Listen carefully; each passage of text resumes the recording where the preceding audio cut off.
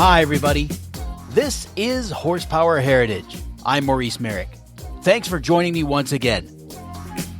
The 70s were a wild and woolly time in motor racing. Lots of major innovations were happening. For example, it was the start of the turbo era, and aero and downforce and new materials were really changing car design. And my guest today drove some of the most exciting cars of the time. Jim Busby was a Southern California hot rodder and drag racer, and he'd worked as a fabricator for Dan Gurney's All-American Racers. Really, Jim was a mechanic who made the rare transition to driver.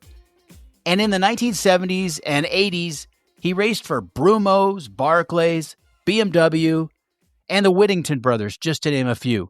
By the way, the Whittington brothers were kind of infamous because they ended up smuggling drugs on the side to finance their racing, which we'll talk about in this episode. And Jim also had his own team, Jim Busby Racing, which means he worked very hard to sign sponsors. I mean, imagine building your car, managing the team, driving the car, and wrangling the big money sponsorship. It's an astounding list of accomplishments, and Jim did it all. Throughout his career, he was building cars and engines, not just for himself, but for others. Now, the bulk of Jim's time was spent in and around Porsches, the 911, the 935, the 962, what a crazy machine. And the very first carbon fiber Porsche racing cars were built in his shop in Laguna Beach, California, even before the factory had used that material. So I sat down with Jim recently at his shop in Laguna Beach, where he's been for over 50 years. It houses his car collection and a huge amount of memorabilia from his remarkable career. Today, they're not turning wrenches there. In fact, the front half of the building is now rented out, and it's a gymnasium where Jim and his wife work out every week. But the back part of the building is Jim's whole career in a nutshell, and it was an amazing place to spend the afternoon. Now, if you enjoy Horsepower Heritage, become a patron of the show. Go to buymeacoffee.com/HP Heritage, and you can sign up for a one-time donation, or you can even make it a monthly thing. And thank you to everyone who's already done that. I really appreciate it. Also, subscribe to the YouTube channel and follow Horsepower Heritage on Instagram. By the way, we also did full video on this episode, and that'll be out on the YouTube channel shortly. I've got like 3 or 4 projects I'm working my way through for the YouTube channel, so lots of good stuff to come. And now, here's my conversation with Jim Busby. Enjoy. It's hard to know where to start this, Jim, but I know you are candid and honest about things, and you give us the unvarnished truth. What are your thoughts on the homogeneity in racing? I mean, every team wants to gain a technical advantage, whether it's aero, horsepower, suspension, and yet it always seems to get watered down. The regulators want to water it down. They must. Why? Because competition is what the people come to see. If you left racing to racers, it would be so awful because some team would get a technical advantage and run away. Racing drivers are a huge part of the equation, but they aren't the reason. You race car. This is an automobile race. It's not a foot race. And it's not a people race. It's an automobile race. If you look at Formula One today, for example, you look at Jos Verstappen. Well, he was a great driver in his day, but his day's gone. Jim Busby was a pretty good driver in his day. The day is gone. It's now the young guys, and it ranges from the guys at the back of the pack that are probably better than some of the guys at the front of the pack. So the regulators have to control it by watering it down. Because we don't cheat, we innovate. And I often said that one of the reasons that I was very successful in my career was because I would read the rule book before I read how to drive books. And I had drivers that drove my cars when I first invented the car, but I didn't. Then I said, wait a minute, we're losing because this guy doesn't get the job done. So all I did is step in And whenever I'd innovated something and invented something that seemed to work, I would get credit for it, but it was just simply the car. So don't ever forget that this is an automobile race, not a foot race, because the drivers are very, very important. But here's a perfect example. Who's in Ferraris today? Two really good guys. One of them is Lewis Hamilton, and he's really good. And believe me, he'd be at the front in every car, but he's not right now because he hasn't taken to the Ferrari, and the Ferrari isn't his type of car. His teammate is doing better than he is, but not because he's younger, but because he's been at Ferrari longer. And my brief stint driving Ferraris when I was an old man and retired was just simply to sell cars. They wanted to sell cars, so I did it, and I won at Monaco. But it was just a car race. It wasn't a foot race. So if you take the time to understand racing, then you understand that it's a sport that's designed around innovation in automobiles, and the drivers happen to get lucky and be in the car at the time. And that's how I always looked at it. So I never thought that I would make the difference. I always thought the car would. And one time, I'll never forget this, Elliott Ford Robinson one time was being asked, who do you think is the best racing car driver racing in IMSA today? And he said, well, I don't know about that. And the guy said, do you think it's Jim Busby? And he said, I don't think Jim Busby is the best racing car driver. I just think he's the smartest. So that tells you that his opinion was, and he was a very highly qualified driver, but I was winning races over him at the time because my cars were better. So I've never really looked at automobile racing personally as the drivers being the winners. I've always looked at the cars being the winners, and they still are. So is Red Bull going to win Formula One this year? Probably not. Why? Because the McLaren's a better car. And the drivers are really, really good. But that doesn't mean too much, because if you swapped out the drivers, the same cars would probably win at this point. Isn't also one of the keys then that the team, the constructor, communicates well with the driver and there's a symbiotic relationship? In other words, the adjustments that are made to the car are in part based on driver feedback, right? Absolutely. But first comes the car. Then the driver gets in the car. Then the driver says, this is let's say you need 2/10. The driver can pick that up with a heroic try, but he can't do it lap after lap after lap after lap. So he has to be in a zone that he can operate the car with comfort at certain speeds. You might be surprised to watch a Formula One race today and hear the radio communications. It sounds like they're sitting in a lawn chair sipping an iced tea because they're calm and they're operating at a level that's comfortable in the car. Because if you're uncomfortable every lap, you're going to be in the wall soon. It's going to happen.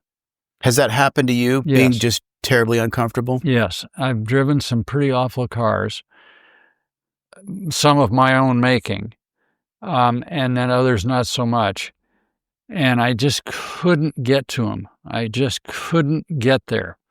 So I fortunately controlled my own destiny by bringing the cars back to our workshop. That was probably our greatest benefit. Was we had, over the years, we employed 241 people here in this facility.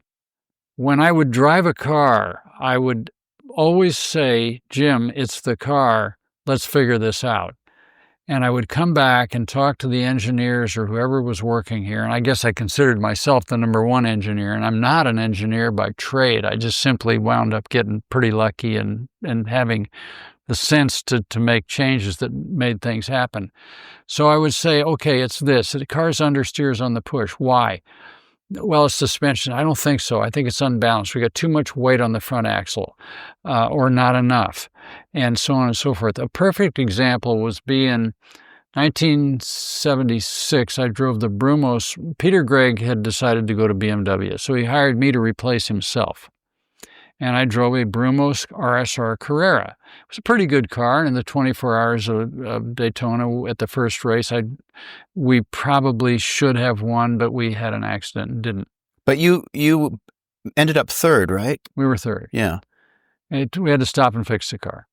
So what I did is I got thinking about it from that day forward, and I thought, you know what? A RSR Carrera is a wonderful sports car, but it is a car.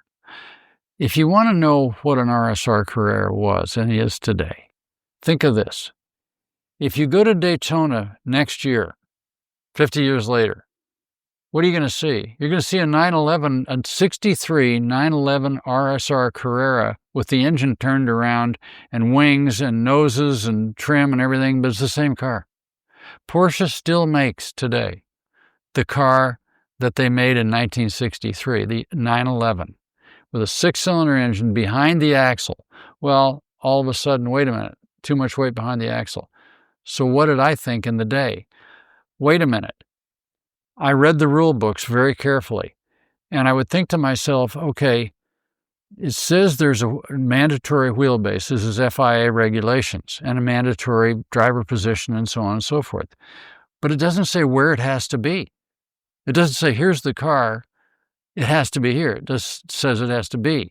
So what we did in 76 is we put the oil tank in the front to get weight on the front axle. The car was pushed on the way in and oversteered on the way out because the engine swung around in the back. And so what I did is we moved the driver forward for weight, which cramped my legs because I got real long legs. And then we moved, IMSA didn't care. They knew we moved the wheelbase back. We only did it 4 inches, but that made a tremendous amount of difference in the weight balance on the front and rear of the car. And you didn't change the wheelbase, you just shifted it. We moved it. Right. And I never forget this. The guy that buys that car from us at some point decides to restore it. Well, if you look at the car up there, you'll see Mitcom on the top of the windshield. Mitcom made fiberglass for Porsches. So he was one of my sponsors. So I called Alan Middleman. I said, Alan, I need to move the wheels a little bit on this car. And he said, well, our fiberglass is based on Porsche's fiberglass. And I said, well, why don't we just change the mold a little bit? So I sell the car. Everything's done. We do the season. We win a lot of races. Everything is cool. And the guy calls me and he says, hey, I'm restoring that car, and the wheels don't fit in the holes. I said, where'd you get the fiberglass? Oh, it's all new Porsche fiberglass. So I said, yeah, sometimes they don't get it just right. Call Alan Middleman. And he made them the right fenders to fit the holes. Now, they weren't much, but it was just enough to make a better car. And consequently, we went on and won a lot of races, and I ended up winning over Peter Gregg, my sponsor, believe it or not. But I mistakenly gave Al Holbert the championship because I had dropped out of Atlanta with a broken suspension. And Peter was set back because he was in the BMW, and Al Holbert wins the championship, even though Peter and I probably won the most races. So when I think of how my career sort of came together over the years, I never really trusted my ability as a driver because I probably wasn't one of the better drivers. I just, as Elliott said, there was days when I was the smarter of the drivers. And then I was not sponsored by family wealth. I would go out and hustle beer companies and cigarette companies, you name it. And there were seasons when I would stop because I'd run out of money. So I would take on the Whittington brothers or somebody like that. And then Bill and I drove together at Mid-Ohio and we won the race. I started from pole and won the race. So my career was interesting in that it didn't continue unless the money was there. So then I realized early on that I wasn't probably the most eloquent speaker, and I didn't relate as well to people as I should have. So I went and I bought Zig Ziglar's book, You Can If You Think You Can. What was the Norman Vincent Peale book? I forget that. How to Win Friends and Influence People. Because I thought, I got to hustle money. I got to make this thing happen. And I'm not as talkative as I should be when I'm trying to get sponsors, so I didn't get them. And then it dawned on me I wouldn't continue. So then I learned how to do that and how to speak in a boardroom and how to hustle my deal. And I was able then to get enough sponsorship and sell people on covering my ideas, not my skills. And then I dawned on me that if I drove for other teams, that could go away quickly, if they went away quickly. So no, I'd have my own team. So when I was working selling men's clothing at Nash's department store, I began to take my drag racing cars and get names, simple names. Pennzoil would give me free oil. So that was now the Pennzoil car. So I always gave them 10 times more than what they had coming because I wanted them to stay with me and then grow.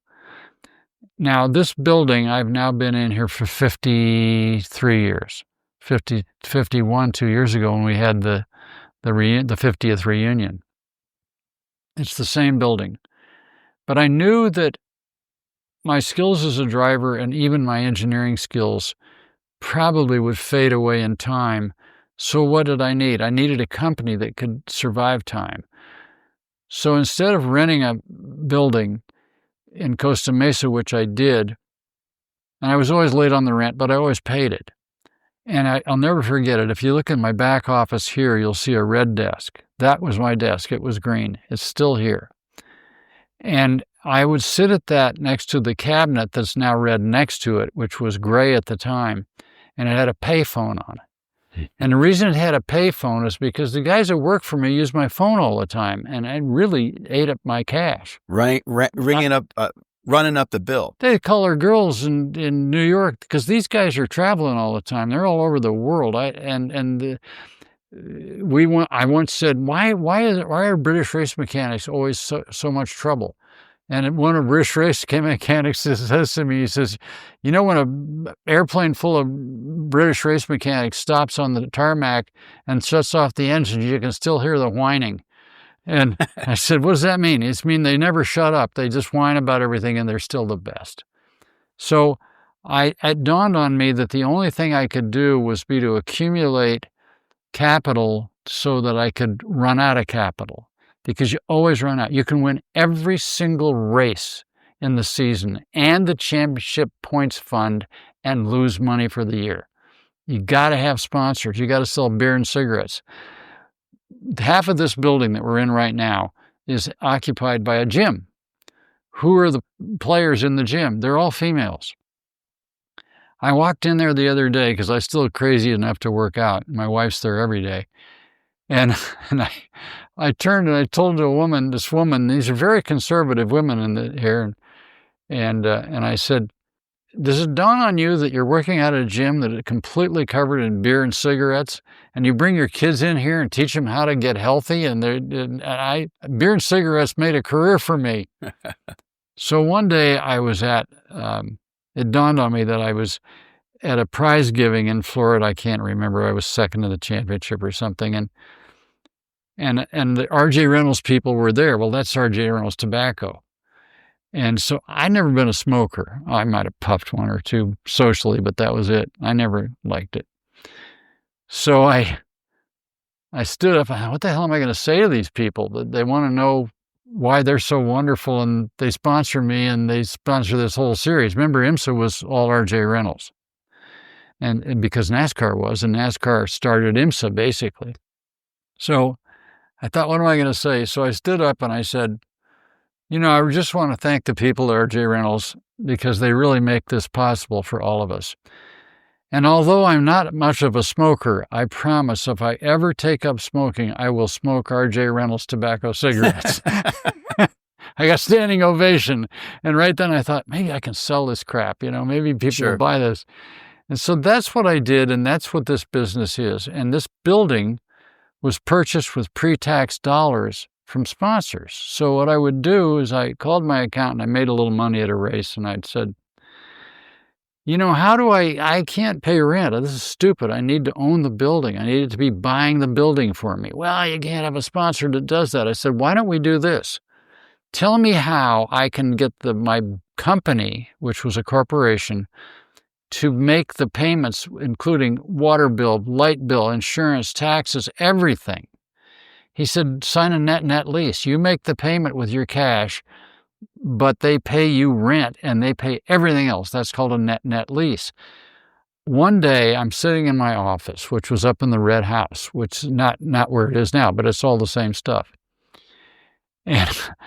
And my secretary walks in and flips a vanilla envelope on the table in front of me. And I would sit up there and hide out from the employees because I was great at hiring and great at firing. And so I had to stay away as much as I could.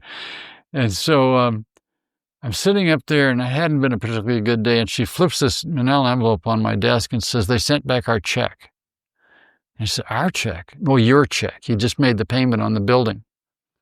So, God, I've never bounced a check in my life. It can't be true.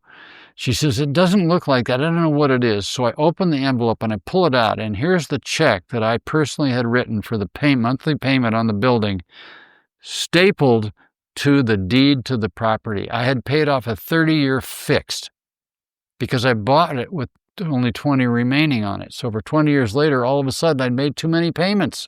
Right. They sent back my check and the deed to the property. Wow. And I hold it today.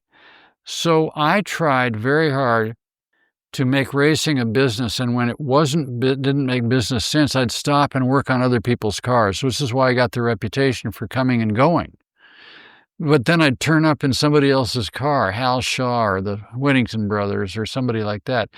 And by the way, talking about the Whittington brothers and the whole IMSA scene with all the crazy marijuana smuggling and all that crap. Yeah, let's talk about the Whittington brothers because it's an infamous tale in racing, and you just never know what to believe.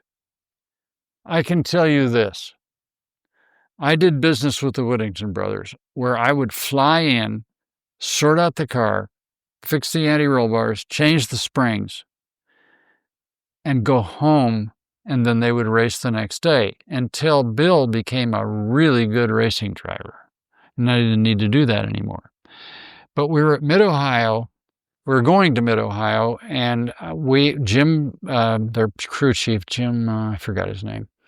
Anyway, he was, and this is casting no aspersions on the people that I forget. I have Parkinson's disease now, and you forget names really quickly. The subject you stick to, but you can't remember the details sometimes. So anyway, Jim was here with the cars. They're racing in Portland. And they called me and said, "Would you please go set the cars up at Portland? And then we don't want you there. We don't want it." They didn't want people to know that I was setting the cars up. And so I said yes, and I went up and did it. And they ended up doing really well. I don't know if they won, but they did pretty well in the race. Jim, why do you think they didn't want people to know you were setting the cars up? I never questioned it, but I assumed it was egotistical. I don't know. I mean, I don't know him. I didn't know him that well at the time, and it worked. Mm-hmm. It was like a guy that would come and fix your washer dryer. You know, you don't want to do it yourself. You probably could, right? But you don't. Gotcha. Anyway, sorry. So anyway, well, no, that's an excellent question because I never really thought about it. But I did get a call from Bill sometime later, and he said, "Hey, Jim," because I had decided that I would do Mid-Ohio alone in the Lumberman's 500-mile race at Mid-Ohio. That's a tough one. On a very hot, sweaty summer. So it dawned on me that what I would do is I would put a hole in my driving suit right here and here and take a pump off my boat and pump air in through the window and then fill me up. And when it blew up, I looked like the Michelin Man. The whole suit would fill up with air, but it was cooler air. And then I took the helmet off, and I'd been killed if I'd ever hit anything. And we've ground grooves in it. And nobody ever checked safety equipment. And then we put copper tubes in there like this, all inside my helmet. And then that went down to an ice chest down on the floor and had a switch next to the shift lever on the 9. That was in the Carrera RSR. And I decided to do Mid-Ohio alone for 500 miles on a road course. And I did it, and I won the race over Hurley Haywood and Peter Gregg in the BMW because they stopped and changed drivers. I didn't change drivers. I came in, fueled, tires, boom, gone. And it worked. So I was brilliant and thought I'd do it the next year, and I'm in the 935 the next year. Wrong. It didn't work out. It was too much car. It was more powerful. It had bigger tires. It went around the corners faster. It was too hard for me. So this is a funny story. I ended up second or third behind Peter Gregg. Maybe Jackie X. Jackie X and I had a race-long battle, and I can't remember how we finished. I was either second or third. Peter Gregg won it with Hurley as a co-driver. I had decided once again to do it alone. So about 2/3 of the way through the race, I'm in second behind Greg, biding my time, everything. And pretty soon I'm really getting hot. My hands are cramping and I can't get them off the steering wheel. And I'm thinking, this isn't going to work. I'm too dehydrated. So I called it on the radio and I said, I can't do it. You got to find a driver. John Osteen is standing next to John Paul Sr. Now, that's a guy you don't want to mess with. Even, I don't know where he is today and whatever happened, but he's long gone, and I don't know what that means. But I know that he was a pretty shady character and a nice enough guy to me, and his kid was not anything like him. He was a wonderful, very talented racing driver, kind, thoughtful, wonderful. John Paul Jr., solid as they come. The dad, maybe not so much. So Glenn Blakely, my crew chief, reaches over and grabs John Osteen, who's John Paul Sr.'s co-driver, and says, "Here, drive this 935." And he's there in an RSR Carrera or something. He says, "I've never driven one." "No, you're going to drive it or you're going to be okay." So they drag me out of the car. I fall over the pit wall. I'm out. They cool me down in ice packs and everything. They put John Osteen in the car for 20 laps so I could cool down and get back in the car to finish the race. And he doesn't know what the shift is. He's a 5-speed in the RSR Carrera. This is a 4-speed. It's a 935 with a turbo. He's never driven a turbocharged car. He doesn't know what the red line is. He doesn't know anything. So I look up from the thing, I'm like this, and Glenn is out on the pit wall with a sign with a picture of the shift pattern. And then next is which gauge tells what, how many RPMs to use, everything. And Osteen brings this thing back to me in perfect shape without making a single mistake. But John Paul Sr. has no co-driver waiting when he stops because now Osteen's in my car. Right. And I'm thinking this could end really badly. And at the end of the race, I was beat to hell, and I finished second or third. I can't remember. I run into John Paul Sr., and his eyes are on fire. And I said, "I'm really sorry that happened. I didn't mean for that to happen." And he kept his quiet, but it looked like he was about ready to go off, like a stick of dynamite. And I just kindly, slowly backed down and walked away. So he never confronted me, and he never got nasty with me, but then you hear later that he was more than happy to kill somebody, or maybe, I don't know that, but anyway, a strange guy. But those kind of things happen not because it's strategically correct, but because I had to do what I had to do to try to get fame and fortune and continue. So, Jim, what was the story with the Whittington brothers? I mean, they were running drugs to finance the racing? I don't know what they were doing, and I heard about paper bags full of cash. I heard about pillows full of cocaine. I heard it all in airplanes. Never saw it. Totally straight up with me. Paid with checks from their RV dealership in Florida or wherever it is, which I think they'd still have. So I don't know what the whole marijuana deal was, because I didn't have any time for it. I didn't like it. I didn't want anything to do with it. But, money's money. And I thought Bill was just one of the nicest guys I'd ever met. I loved the guy. And so I think, to answer your question, I'm sorry it took so long, but to get to the bottom line, is I think it was way bigger in public and on TV than it was in reality. Most people that were racing in IMSA were either one like me, sponsored, or a wealthy individual that wanted to be a wealthy sportsman racing sports cars. I think the side money that came in from some of the guys and I guess the Whittingtons, although I never saw it, I guess there was a factor where there was a lot of drug money that got filtered into IMSA racing. It didn't go into the racing itself. IMSA was as straight as could be. It was NASCAR-based. The people that worked there, John Bishop, his wife Peg, everybody were wonderful, wonderful people. And they gave me a career that I may not have otherwise had. Because before that, I was a small engine builder for Charlie Hayes in Santa Ana doing Formula Ford engines. I did a Chevy V8 for Bobby Unser's Quester Grand Prix car, and so on and so forth. So I just was a mechanic. and a guy who wanted to be in racing but couldn't get the money together to do it. Well, I couldn't. I was in the process of learning. So my experience with the shady money that came into IMSA, apparently, was not direct. Peter Gregg sponsored me, Brumos sponsored me, Ocean Motors BMW sponsored me, Ocean Motors Beverly Hills Porsche Audi sponsored me. But when I would come and go during a season, people, oh, Busby, what happened? He must be a millionaire and went on his boat. No, I was buying my house with money I made racing, and I continued until I couldn't continue. And then I would come back a few races later when I hustled some money or somebody said, hey, let's do this. Or co-drivers were important.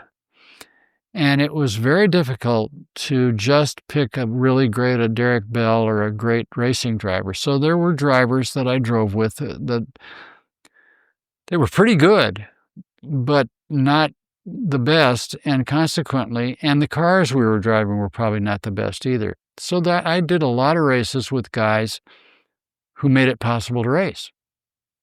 You mentioned Peter Gregg a few times, and he's really a celebrated guy for Porsche fans.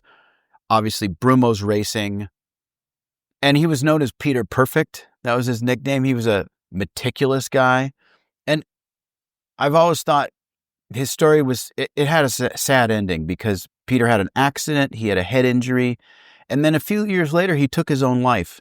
And I just wonder, we know so much more today about head injuries and the depression that can set in and, the idea of suicide. Do you have any thoughts on Peter and just how that all went down? Well, first of all, let's start with this. Peter and I met in early 1975. And I had just come home from Europe, where the gas crisis had basically shut down Europe. And I was driving the Barclays Bank Lolas with Guy Edwards as my teammate in 2 cars all over Europe. So when the oil crisis came, racing wasn't going to happen in 74. So I came home. And I was basically on gardening leave because there was going to be no racing in Europe. And Bill Kargas, who owned Beverly Porsche Audi, called me. And he said, let's go get a Carrera RSR from Vašek Polak's showroom floor, brand new one. And I'll send it to you and you can trick it up and do all the stuff. And then we'll race that. So our first race was Laguna Seca. I met Peter Gregg there. A little distant and just a pretty ordinary guy, but a very good race driver and a smart guy. So we meet, and I don't think much of it. I meet Hurley, I meet all the guys.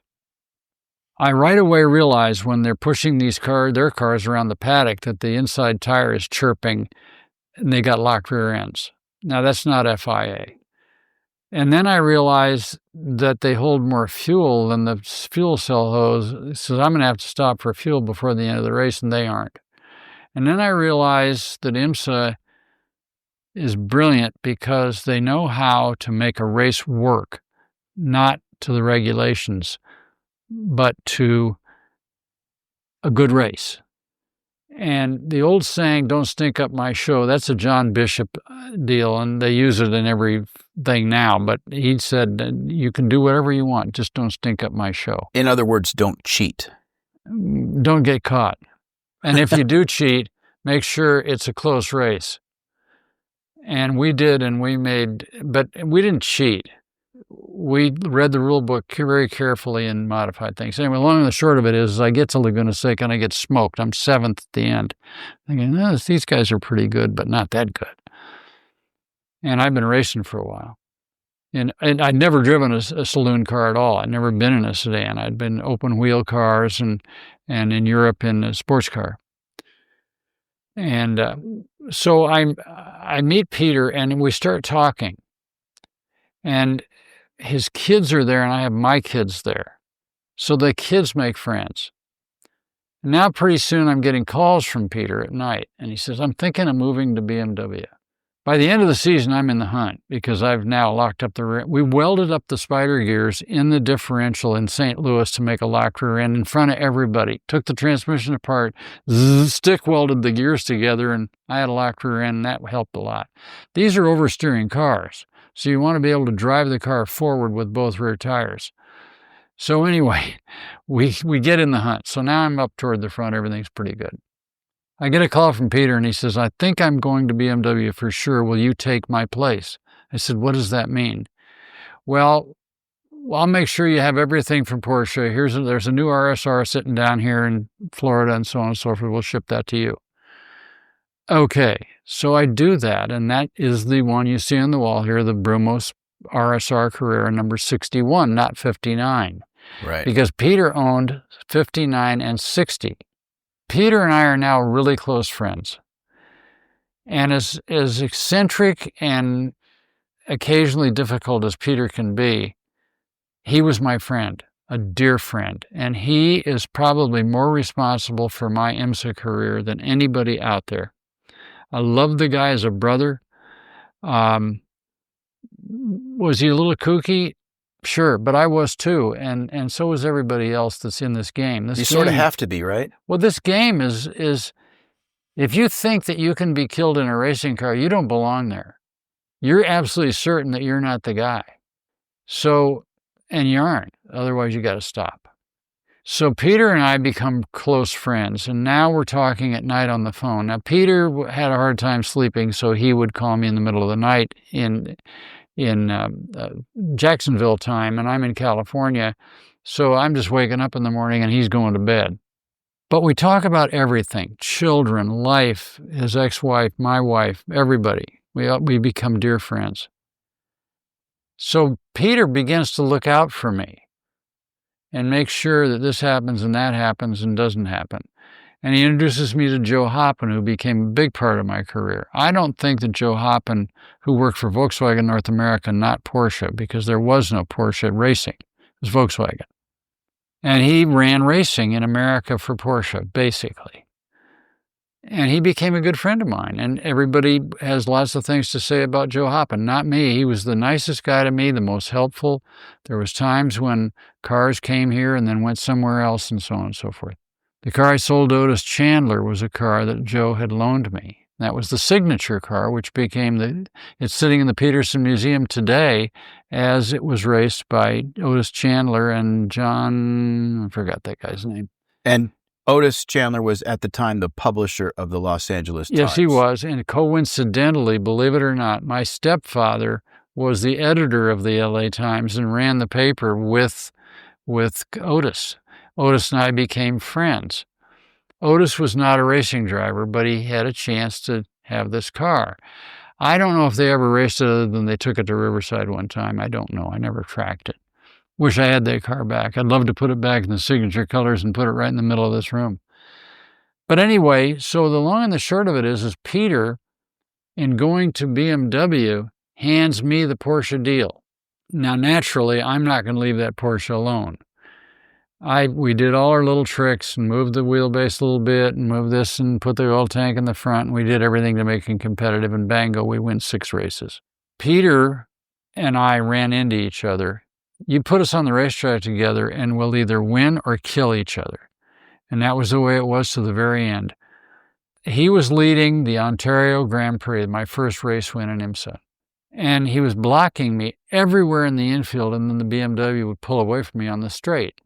So I decided that I would outbrake him into turn 1 at Ontario. And I tried 2 or 3 times, and he kept pushing me over into the inside of the curve, which was dirty and dusty, and there's grass off the road. So I faked him to the outside on the brakes, ducked to the inside, and he turned right across my bow, put my right, and he didn't hit me. But my right side tires went into the grass, and I locked up the rear brakes. I ran a lot of rear brake in that car because that's how you stopped him with all the weight on the rear axle, unlike a conventional car, which had a lot of front brake. And I spun and hit him right in the door. That door is pictured in this room where we're sitting right now. I have a photograph of it that was given to me at Lime Rock the following weekend, 2 weeks later, sorry. Anyway, I win the race. I go in the winner's circle with the pretty girls and everything is there. People are cheering, and I can see Peter coming because he spun and now he's got going again. And he almost caught me at the start-finish line, and I beat him. So I think, that's racing, because that's me. I'm a that's racing guy. So Peter won't come in the winner's circle with me. He refuses to talk to me and everything else. But he calls me during the week, and he said, "Are you going to Lime Rock?" So I say, "Yes, of course." And I do go to Lime Rock. But I'm the guy at the time that stops in St. Louis. I'm driving the truck, pickup truck. I stop in Arizona, pick up a buddy of mine. We drive my black pickup truck with an open trailer with the RSR Carrera on the back of it. And we get to Lime Rock, and I have stopped in St. Louis and bought every explosive that a human can get their hands on because they don't have laws on fireworks in the middle states. And it's about 4th of July. We're coming up. This is the end of June, so we're coming up on 4th of July. So fireworks are everywhere. Black Cat, I love those. Oh, yeah. So I buy all these fireworks, and I'm planning that they have a blue laws in Connecticut, so you can't race on Sunday. But so they'd have a picnic. Now, what's better at the picnic than some beer and some explosives? So I'm blowing up everything in Connecticut, and they're pissed off, and I'm okay because I'm having the time of my life with my fireworks. And my crew guy, I wasn't much of a drinker, but my crew, they'd like a beer or two. And so did everybody else, and we had a good old time. So now remember, this is Sunday in Lime Rock, Connecticut, a shut-down blue law state. In the middle of the picnic, John Bishop stands up at the microphone, and he says, "Peter Gregg has something he'd like to say to Jim Busby." Now remember, this is 2 weeks after I've run him off the road and won the race. And he says, "I came here to Lime Rock to see my friend Jim Busby, whom we had a little discrepancy at the last race. But just to prove that we're still friends, and I'm over it, I have a gift for him. And there's something on the ground with a packing blanket over it, and Michael Colucci and Jack Atkinson have walked over with us and set it down. I don't know what it is. When I hit Peter, I hit him square in the driver's door. I'm beginning to suspect that this is going to be pretty ugly.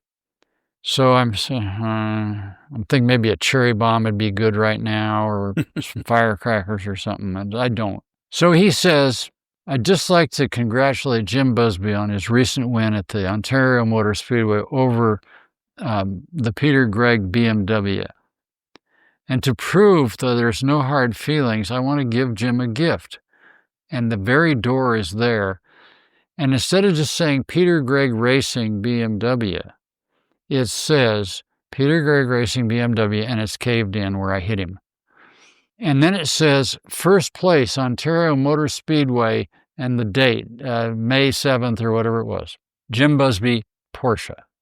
Second place, Peter Gregg, BMW 3.0 OSL or whatever it was. CSL, yeah. SL. Second place, BMW. And it's hand-painted on the door over the wreck. And they've handed me this door, and I have to go up and talk. Now, I'm a pretty good talker, but I didn't know whether this was going to get ugly or not. And I just said, I'm really sorry, but that's racing. And I then looked down at the door, and right at the bottom of the door, it says, that's racing. And where did that come from? Peter Gregg listened to my interview in Victory Lane. And I had been asked, how did that happen? You hit him and knocked him off the road and won the race. I said he was holding me up the whole time, driving me crazy. I could have got around him anywhere, but he was faster on the straight. And on top of that, that's just racing. And that's a quote. And if you look at the photo of that door in this room, you will see underneath it, it says, that's racing. And he gave me that door, and we became dear friends from that day forward. He was responsible for me going to BMW. When he left BMW, I got a call from Yukon Nearpash. They shipped me 2 cars, 7 engines, all the stuff, and I did BMW. So my career was in lockstep with Peter's career in opposite places. And I called him up when I discovered you could put anti-dive in the front of a Porsche suspension, which wouldn't unload the rear wheels, and you could brake straight by just washering the front A-arms down. and changing the geometry, he did it. And he called me and he said, "It works, Buzz." I says, "Yeah, I just thought about it. I just read it in Ben Valkenburg's book about anti-dive in the front and anti-squat in the rear." And I kind of made a career out of that crap because I read that book many times trying to understand engineering. And he did it. And from that day forward, we were technical buddies on the phone nonstop. Soon after Peter left BMW, went back to Porsche basically, and I went to BMW, I began to get calls from him, and he said, "I may or may not be continuing in racing." And I said, "Well, I'm really sorry to hear that." Because believe me, we were buddies. We were more than anything. We were just pals and buddies. And I don't even know how that happened because Peter didn't have a lot of people he could say that about. But he made sure that my relationship with Brumos was separate from his, and my boss at Brumos was the coolest guy that ever lived, Bob Snodgrass. And Bob Snodgrass ran me, went on to run an IMSA later and have a great team, and he ended up with Brumos. He bought Deborah Gregg out of Brumos. Even when I went to Le Mans in the 924 Turbo, which was paired up to the factory with help from Brumos, I drove for Deborah Gregg, his widow. So, and that's a very complicated, long story too.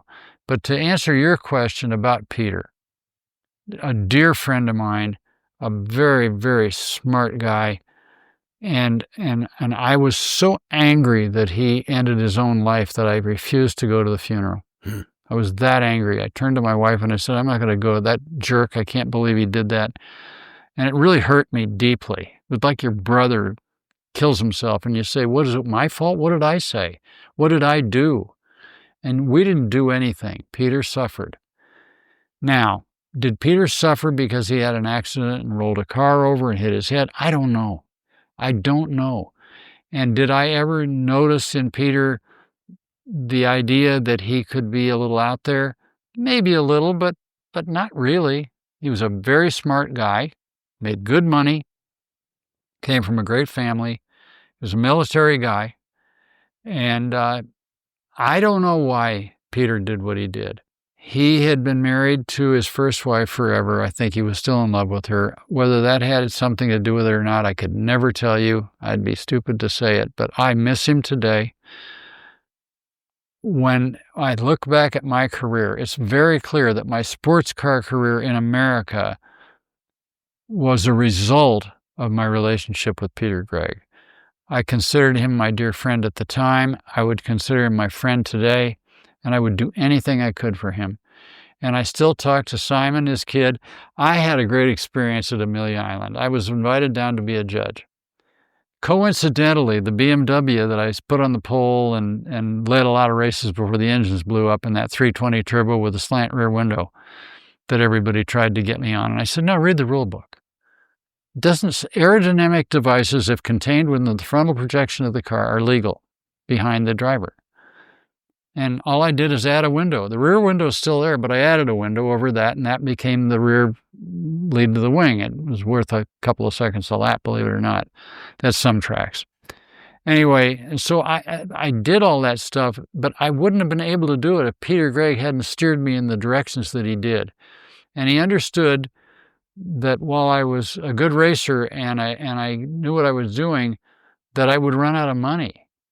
And so he always would have a way to get me a little something or somehow help me or do something like that. So was Peter Gregg a little out there? A little, but who isn't that's in this stupid game we're in? And did he take his own life because it was racing related? I don't think so. Was it his family? I don't think so. So I am still friends with both of his kids. They visit me.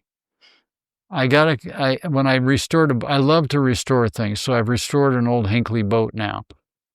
I'm starting to get notes from Simon Gregg. That's the coolest thing in the world, blah, blah, blah. So my life with the Gregg family is very different from my life that you know or anybody else knows. And I've never spoken this deeply about it, but please don't misunderstand that, or anybody out there that's watching this. Fair enough, Jim. And have always wondered about that because we know so much more about closed head injuries and depression and suicide now. If you look at the NFL, martial arts, Yep. if you look at veterans who've returned with closed head injuries, a lot of them are suicide prone. And I just wonder, I think it would be safe to assume that had to have played a part with Peter Gregg. But the memories that you have are, I mean, that's what you're going to take with you ultimately. Not about his death, but about all the great things you did together. And how angry and disappointed I was about his death. Yeah. But listen, this is a guy who was a tremendous businessman. And you think Peter Gregg had a BMW dealership and a Porsche dealership with huge stuff, and he's remembered today in a museum in Florida? He should be, because the Brumos brand to this day, which I benefited from that because I became a Brumos driver. And I won a lot of races for Brumos. And I am very proud of that. It maybe was the most successful part of my career if you took race after race after race. So I wish I could say that I understood it. I don't.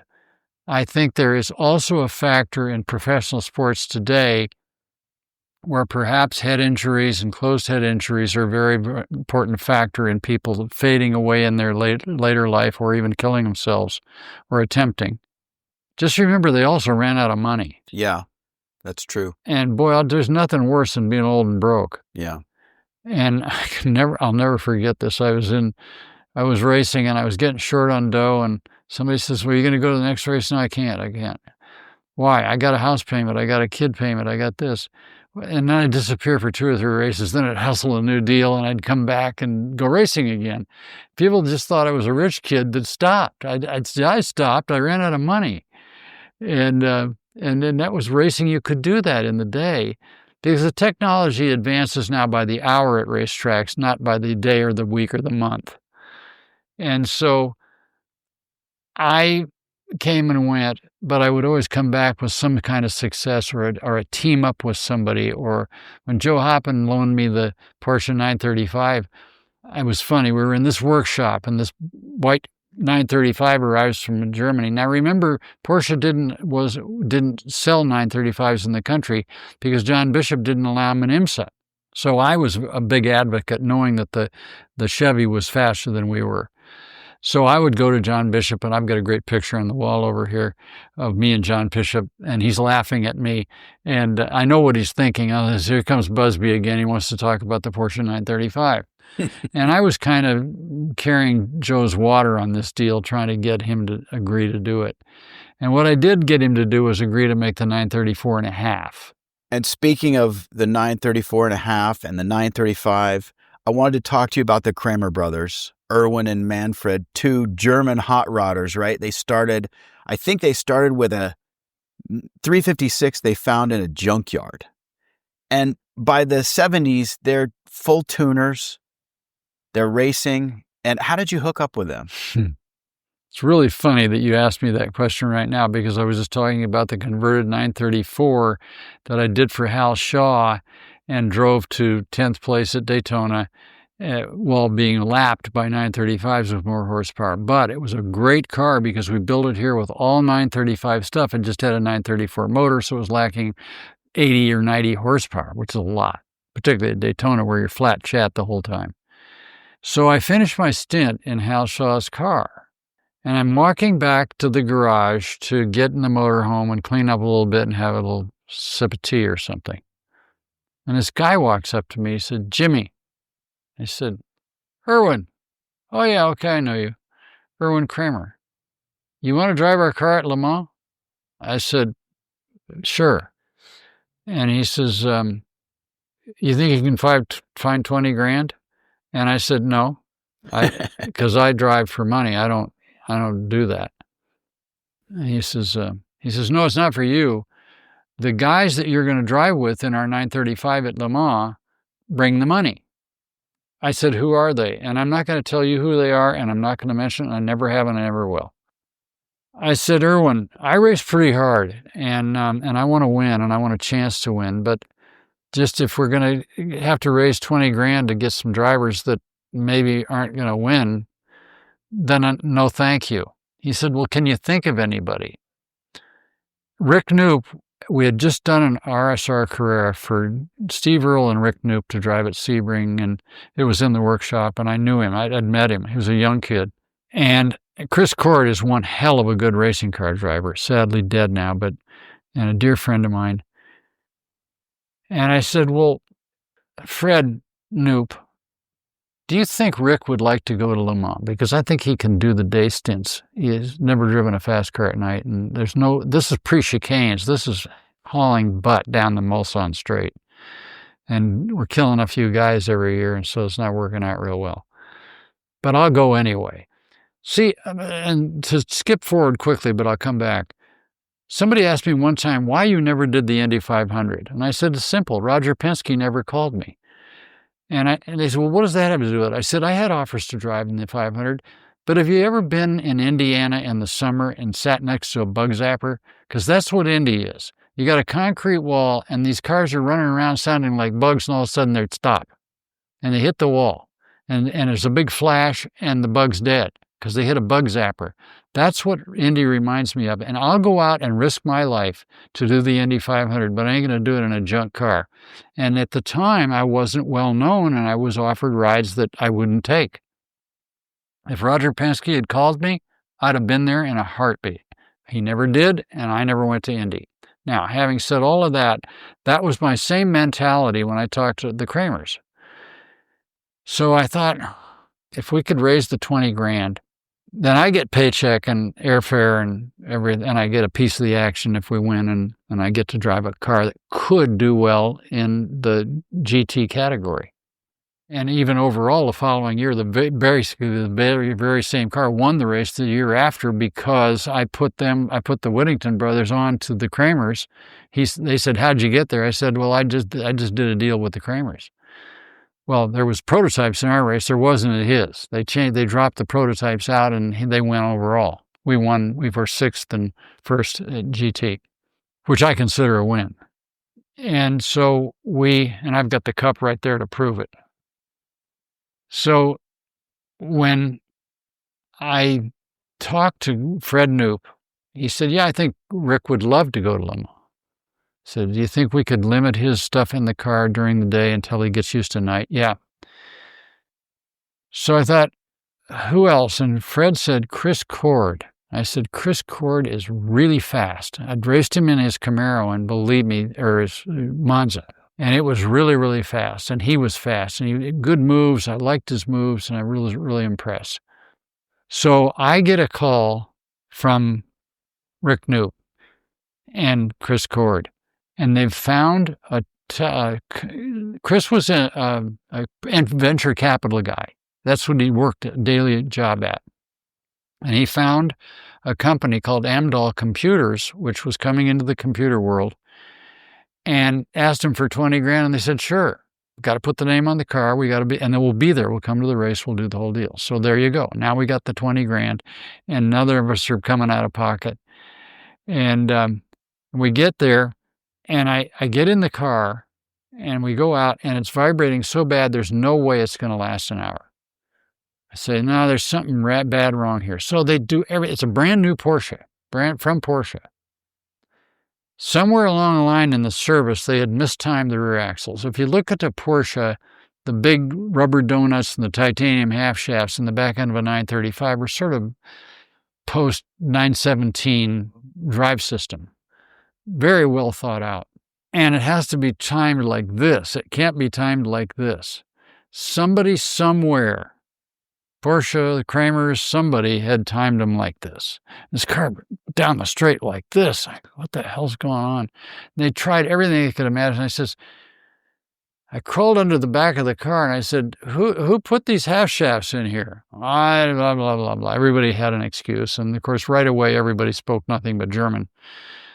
And I said, I got a feeling they're supposed to be like this. They're sort of out of phase. Yeah, and they got to be timed opposite one another like this. They can't be like this. They go, this way they do that. They fixed it. I went out in the morning, warm up, and a rocket. down the straight like crazy. I qualify second. Fitzpatrick's first in the Yost 935, and I'm second in the Kramer 935. So I'm thinking, hey, we got a chance. Chris is a rocket. We go good at night. Rick's good in the day and then got good at night. And pretty soon we're a really competitive team in this race, and we're holding at the front the whole time. We end up winning the Group 5 category. Erwin Kramer, who had never spoken much English to me except about money, comes up to me, and he'd faked or was not comfortable using English while we're at the racetrack. So they had hired a military guy from the U.S. Army base near their home to translate. So all the time we're doing this, I'm trying to say it in English to this guy who's saying it in German to the Kramers, and we get along and it works. So we trundle through the race, and we get through the race, and the race finishes, and we win the race. We win our category. And I thought to myself, how the hell did all this happen? Here I am, a kid from Pasadena, working in a body shop, and now I'm at the 24 Hours of Le Mans. Amazing. And then to fast forward quickly, and we can come back to that, I remember I had that feeling again. Jochen Mass and I were a really good team of drivers in 962 Porsches. My dear friend Jochen, who's now passed, broke my heart. Derek Bell was with Al Holbert. So we qualify on the outside of the front row, Derek and at the Watkins Glen final, or Watkins Glen, New York. I still claim to this day we won the race, but they say we didn't. But that's okay. I look, it's quiet. The Star Spangled Banner is playing. You don't start your engines until after that. So now we're on the grid. We've driven up to the grid and we're stopped. I'm on the front row. I look over at Derek. That's it. Thumbs up. And now the Star Spangled Banner is going and we're sitting there in perfect silence. And I'm thinking to myself, what the hell am I doing here in a Porsche 962 on the front of the grid, looking over at Derek Bell? And I got paid to do this for my entire career. What the hell, if anybody had ever known I'd have done this every day of my life for nothing? And I'm here. And I would have. I'd have done it if I could have done it for nothing and still eaten. I'd have been there. And yet here I am, this kid from Pasadena working in a stupid body shop, learning how to sand and paint and rub out. I've rubbed out cars at a body shop with hand rubbing compound and cornstarch later to rub that out. And that's what I did. I'm the only guy in the world that has no fingerprints because I worked in a body shop. And believe me, I'd go home with raw hands. I started there when I was 7 years old. I'd ride my bike up there every time from my house at the Pasadena body shop and sand car and bullshit with the guys. If you look in the back of my shop, you'll see a huge car club plaque collection. I always wanted to be in a car club, but I didn't have any money, and I couldn't be in a car club. Later on in high school, I got into one, the Midnighters, and I don't have that plaque. I wish I did. I have 62 car club plaques. One of them, the piston pushers, is up on that wall, was in the trunk of a car that I sanded when I was a kid and had 50 cents in my pocket. And the guy walks in that owns the car, and I said, "Is that your car?" "Yeah." "I found this plaque in the back of it that I'm sanding to paint." And he said, "That's not mine. It was in the car when I bought it." And I said, "Well, would you ever consider selling that?" He says, "How much money you got, kid?" I took 50 cents out of my pocket. I said, "I got 50 cents. He said, "That's way too much money. Do you have 25? I said, "No." Tommy Tanaka, who ran the body shop, the guy goes over and he says, "You got change for 50 cents? And I gave him a 50-cent piece. He gave me 2 quarters. I gave one to the guy, and I've got that plaque back there hanging on the wall right now with 62 other plaques that I've collected over the years. 1 or 2 are reproductions. Others are all originals. And that became the best part of my collection here in this shop for my whole life. And one day, Don Perdomo and I are here, and we're talking about racing and BSing about race dragsters, because I did a lot of drag racing. I knew Don from then. You know what a diver is? No. A diver is the guy who falls underneath a top fuel car when it goes up on the stands and drops the pan down and pulls the rods, loosens up the rod caps and pushes the pistons and rods out the top. So you put a new rack in, which is 8 new pistons and rods. And you measure the thickness of the bearing. And if the bearing's been pounded, you got to richen up that cylinder because it's so lean, it's detonating. Right. So it's pounding the bearing out. So I was a diver on the Ford Camry car that Prudhomme won at Seattle, and I was the truck driver, and I drove that car from here to Seattle. We won over Jerry Ruth, the king of the Northwest, in the Top Fuel 2 out of 3 match race, and I drove it straight through nonstop with another guy, Rick, all the way to Johnson City, Tennessee for the Spring Nationals there, which we won against Pete Robinson with 2 Camry Fords, the first time that had ever happened, in Top Fuel.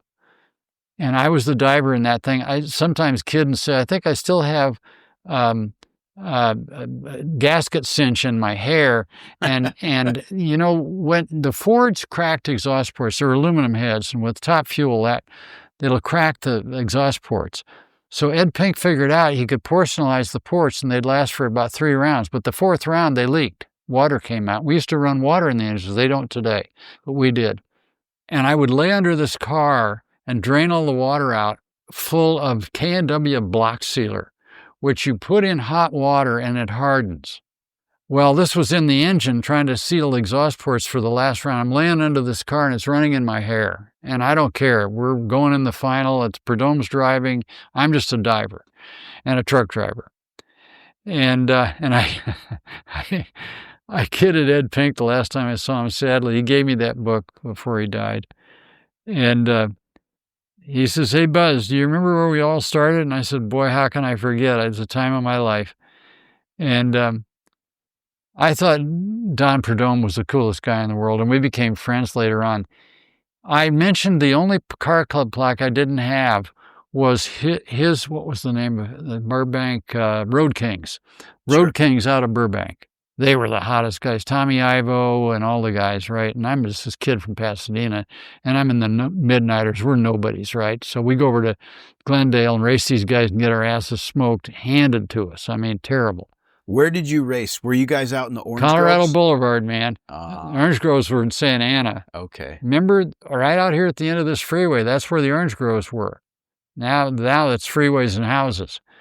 We'd meet up I would drive my car to Pasadena and said Pasadena Racing Team on the back. It was a 29 Ford Roadster pickup with a 6-carburetor Chevy in it, with a Chevy 3-speed trans, no firewall, because I had a Hillborn injector that had raced at the Jag races, and I couldn't have the firewall. I drove with my feet up against the bell housing in this car and raced all the way from Pasadena to Newport, went out to the Orange Groves and road raced, and we'd go back to Merle's, drive in Newport, get a race, and go again. $5, $10, and I won a lot of races. Did you ever have any trouble with the cops? Not out there. But we'd race in Pasadena, we'd go to Bob's Drive-In, and then we'd go down to Huntington Drive, which was the county strip. From San Marino to Arcadia was county. And the only people that were there were CHP. There was no local cops. So we'd figure out when the CHP wasn't there, and we'd go down and race. It was about a mile long, so we'd race a quarter mile and shut off, and nobody ever got hurt. But I raced all the San Marino kids had all the fancy cars, Corvettes and all that kind of stuff. That's where I met Gary Prim and a lot of the guys that I knew in San Marino. And then I'd start hanging out at the standard station there because that was the big deal. Anyway, so we started out, you asked me about my car. We were talking about my car club plaque collection. Right. That's treasure to me. There's 62 plaques back there. And when I was mentioning it to Prudhomme, in the mail a week later, I get a Burbank Road Kings plaque in the mail. Turn it over and it says, "Hey, Buzz, here's your Road Kings plaque, Don." That's cool. And I still have it there, and it's part of my collection, but it's a treasure. I won't put it up there. Somebody will steal it. And we did have things taken out of this shop over the years, and I always looked the other way because, remember, the guys that worked here worked harder than I did probably. And if they saw a Ferrari, my Ferrari driving suit, which I did at the end of my career, I did a brief stint in a Ferrari at Monaco. I won there, but in the historics. And I met Michael Schumacher. We became friends, and I restored a motorcycle for Michael Schumacher and shipped it to Italy and went to his retirement dinner and gave it to him. And he got on the thing. I'm skipping around because these are fun stories. He gets on this thing in the garage. We take 2 Formula One Ferraris at his retirement dinner at Monza. We do it up in the tower. Monza City Park. I've raced there many times. I won there in the Mazda Lolas.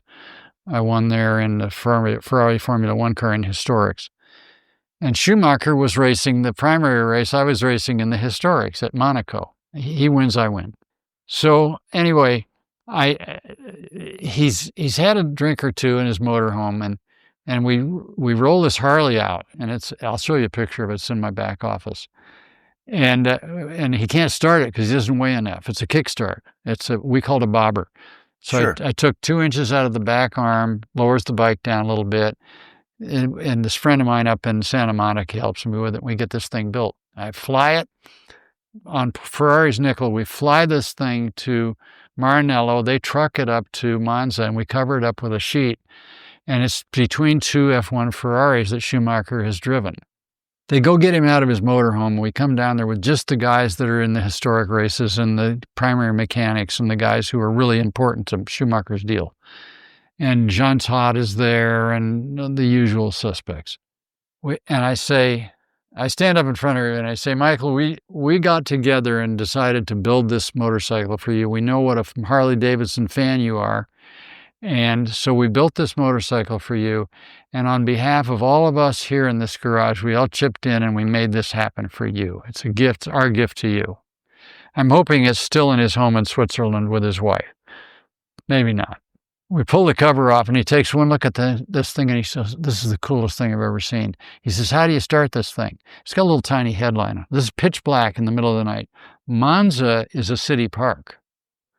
The police are on the outside, not the inside. We're on the inside and it's locked. He gets on this thing. He can't start it. So we get this heavy mechanic guy. He kickstarts this thing. It lights right off and it's got a 101-inch Harley in it. It's a badass fast bike. So when you look at Monza and it comes around the main straight down into that first chicane that they put in before the Curva Grande, I'm very familiar with it because I raced there many times. He decides that he wants to go around the night. It's pitch black. It's got a headline on it this big, and it's a Harley. He's never ridden it ever, and it's really, really fast. So I don't think that's such a great idea, but he does. He hops on this Harley and we fire it up, and he revs. It's open pipes. He revs it up and starts down the pit lane backwards. He's not going this way down into the first chicane where, what's his name, ended up on top of Hamilton in the F1 race a couple of years ago. He's going the other way down the pit lane backwards. Goes out onto the Curva Grande, and you just hear him grabbing gears all the way around. You can hear it. All of a sudden, flashlights through the fence everywhere, and it's police.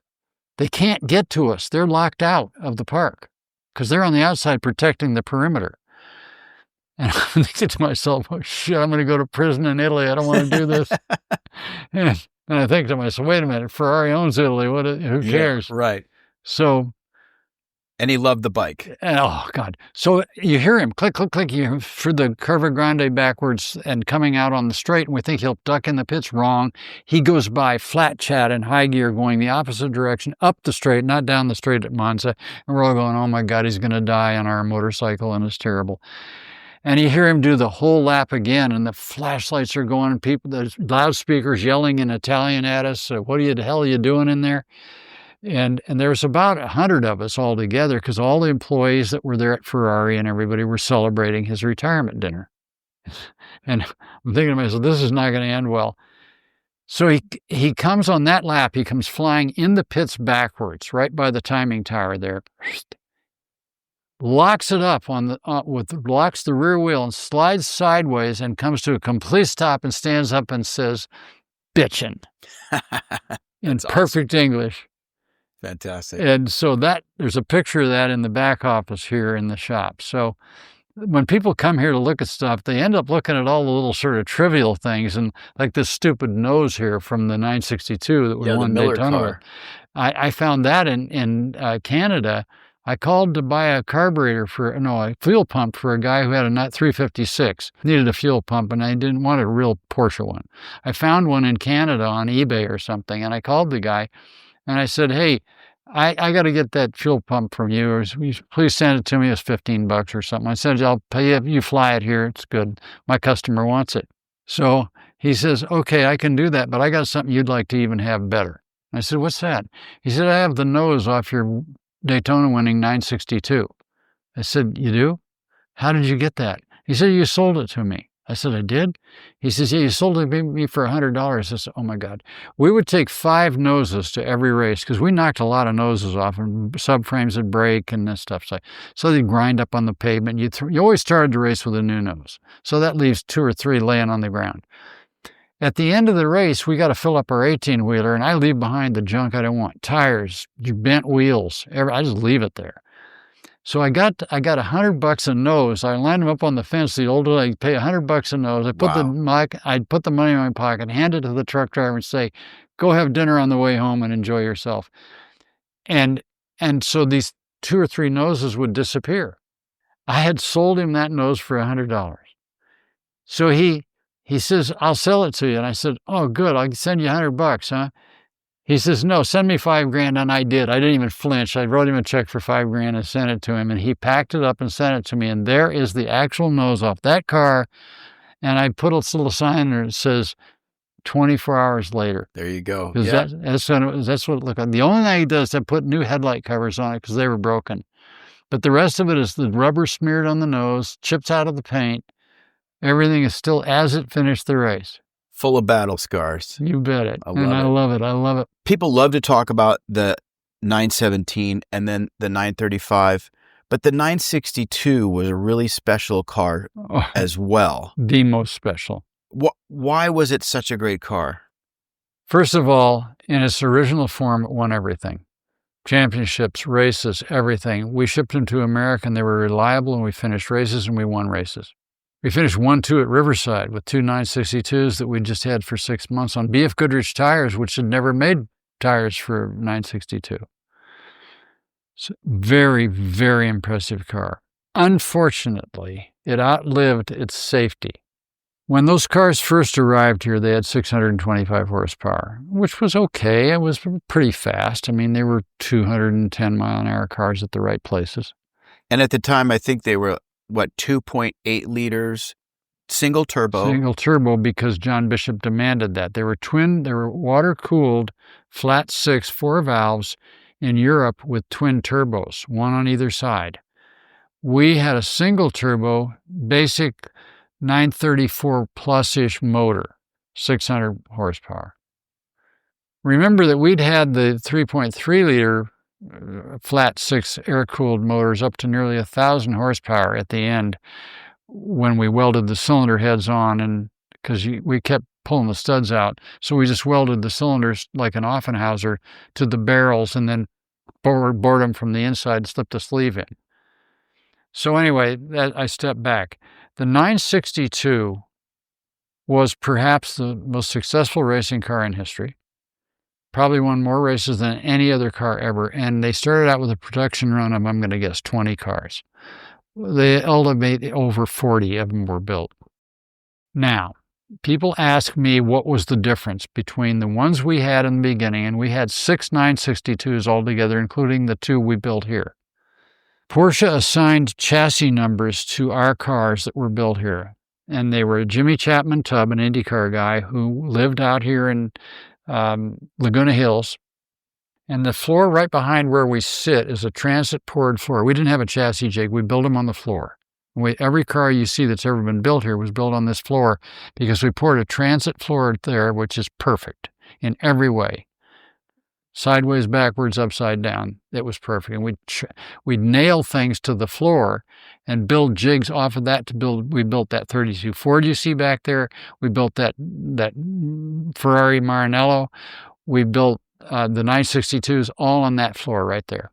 Why? People were beginning to die in 962s. I hit the wall at Miami and the tub folded up over me and crushed my right shoulder and pinned me in the car like this for about a half an hour before they cut me out. I broke my shoulder and 2 ribs. I went back to the hotel and lied about how I felt, took a lot of aspirin and other things I could get my hands on, and waited a week. Because remember, in Miami, we qualified on one weekend and raced the next.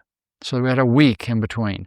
That car was then sent to Dave Clem's in Atlanta, and we rebuilt the car, the tub, and brought it back. The whole time I'm thinking about this thing, why did that tub fold up on me? Why did Winkelhock get killed at in Monza? No, in Canada. Motorsport, right? Yeah, motorsport. And why did the really fast kid that was killed at Monza at Elkhart? No, the one that just ran the Formula One race. Eau Rouge. He was killed at the top of the hill at Eau Rouge. What's the hell is that? At Spa. And so on. Why is this happening? These tubs are folding up on us. And also, they're not as rigid as we might like. But remember, this is now a 10-year-old car. And it was very fast and very effective at the time and beautifully engineered. There's a picture of me where I was going to drive the 924 factory turbo at Le Mans. And Jackie Eakes is in the 962. That was the first one. And I'm standing next to, still in my driver's uniform from testing, and he's in the car ready to go out. But he's in a 962. My 924 GTR Turbo is now in the truck, headed for Le Mans. Gonna head for Le Mans when that one's loaded. And Herr Singer is the engineer. We're all in this picture. Well, that was 1982. Well, now we're talking about coming into the 90s. And these cars are still winning races, but they're beginning to hurt people and kill them. And it has nothing to do with the car. It has nothing to do with the technology. It has to do with time. So what we did is after I got hurt at Miami, I said I don't mind dying in a racing car if I have to, but why, if I don't have to, why? So I said, let's build a tub. We'll make a car. So, okay, I called Jimmy Chapman. I said, Jimmy, you do all the IndyCar tubs for these guys, and we're in trouble over here. And the Porsche factory tubs were aluminum, right? They're aluminum sheet metal, and so was ours. But we had honeycomb in between the aluminum sheets. So we build a car with that. We reinforce the engine bay. We do everything, and that becomes chassis 108. 108 came to us as a Porsche. We crashed it twice. It became 108C, then it became 108C1, then it became 108C2. C was for Chapman. That's 108C1, and that's 108C2. They both won races. That was West Palm. This is Daytona 24-hour, and we won other races too. But the latest derivation of the car was 108C2, which has now been purchased and sold, and it was here for a while on display, and then it went up to Monterey for the Porsche reunion, and now its owner has it back in Miami. I wish I'd hung on to every one of them, but I didn't. They were yesterday's newspaper. Get them out of the way. I can remember pushing cars that were worth $1 million out of the way because we had to race. Right. With the next car. It's like the old adage, right? There's nothing older than last year's race car. Exactly. Yes, exactly. Fortunately, what's happened is recently the wealthy entrepreneur has decided he'd like to have one or two. And I've got a great story about the Daytona win in that car and where it went, but that's a whole nother, that would take us a day. Anyway, the 962 became a very dangerous car because of the horsepower that we began to put in them. We had 1,000 horsepower for qualifying and 800 to race. This is a car that was built for 600 horsepower. And people were really getting hurt bad. So we only proved our point when in 108C1, Bob Wallach was in the car. We're leading the race at Sears Point. I'm standing in the pit lane, and all of a sudden somebody says, he's off. I said, he just went by. What are you talking about? He's good. And he had lost a right rear tire, hit a piece of scrap on the track and punctured a right rear tire, spun, hit the guardrail, end over end somersaults and hits the bridge at Sears Point, hits the bridge, the footbridge, crashes down and rolls down to the bottom of the track and lands semi-upside down. And I'm thinking, we'd never had a guy die yet, but that had to be the one. And I see him, and Mass is in the Bayside 962, and he pulls over and jumps out, and Bob's squirming. And there's nothing left of the car. It's just junk. But at least he's alive. And he's alive. He lived because he was in our honeycomb tub. Not because it was a better car than a Porsche. It was a 10-year newer car. So please don't anybody out there mistake the idea that the Porsche was dangerous or obsolete. It was raced way beyond its sell-by date and shouldn't have been. But we did because they were so fast and so beautifully reliable. I had an interesting thing at, do you remember when we raced at, what was Dr. Mattioli's track up in Pennsylvania, right by the New York border? Oh, God. Anyway, NASCAR still races there, and they go the conventional direction. In sports cars, we went the opposite way. Fitzpatrick and I think we won the race there in the 935, and then we raced the 962. So I'm in the 962 hustling down the back straight, which is backwards on NASCAR main straight. And the car shakes a little bit, and it's no big deal. I go to turn into the corner, and all of a sudden I spin down into the infield across the grass, slide up across the track. I'm 210 miles an hour. And I missed the wall and spin down into the grass and stop. Heart like this. What the hell was that? And I realized the left front wheel is this far off the ground, and I'm sitting in the car like this. Like I didn't hit anything. What the hell's that? So I limp into the pits. It still runs. Clunk, clunk, clunk, clunk, clunk, clunk. And I walk in the pits, and the car's sitting in the pit. Like, get out of the car. I look at what the hell? The bell housing broke. It was magnesium. And the later cars came with aluminum bell housings. Remember, every racing car you ever see has gone through a development process from beginning to end. You'll never, ever see a car that was made here same year that is like that 10 years later. It's got different stuff. It's different parts. It's more horsepower, less horsepower. Regulations change it. Safety changes it. So I'm going, it broke the ear off the bell housing. Well, the bell housing in a 962 goes across the back, transmission knots to that, engine knots to that. Car's held together by the bell housing. Two big wings on it. Well, magnesium cracks after time. It had time hardened and broke. So I go over to Gerd Schmidt in the Porsche truck and I say, the bell housing broke. I'm turning into the corner at 210 miles an hour and all of a sudden I'm a passenger. What's going on? And he says, well, we've never seen that before. I said, I'll take that bell housing that's up on top of the shelf there. We need that. He said, okay, that's one of the new aluminum ones. I said, wait a minute. So my magnesium bell housing that's a different color is magnesium, but that one's aluminum? Why? He says, I don't know. That's just what they shipped me. I said, so nobody's ever heard of this before, and it's never happened before, but all of a sudden they're not magnesium, and they're... Right. Long and the short of it is, who knows why, but now we put the aluminum bell housing in the car, fixed it. I drove it in the race. I don't know where I finished, first, second, third, I don't know. I didn't win. But anyway, when you look at a 962 in its first year and a 962 in its final year, which would have been 91, I think they were still competitive. They're not the same car, and they better not be, because you're going to die. And when we did our tub, we didn't do it to sell tubs, although we did. The only other person I shipped one to legally was Al Holbert. Why? I'm at Riverside standing on the pit wall, and we're running second to Al Holbert. And I'm thinking, I'm out of the car. I'm out on my stint, but I'm standing on my driving seat up by the pit wall watching these cars go by. And when Al's car goes by, I can tell he's pulling a higher gear, and it's got a deeper rumble to it.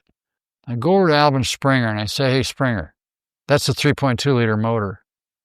We're stuck with a 3-liter motor. What's going on here? Oh, no. I said, you can shit a shitter, but don't try it, pal. I'm a drag racer. I stand on the pit wall. I know what's fucking going on here.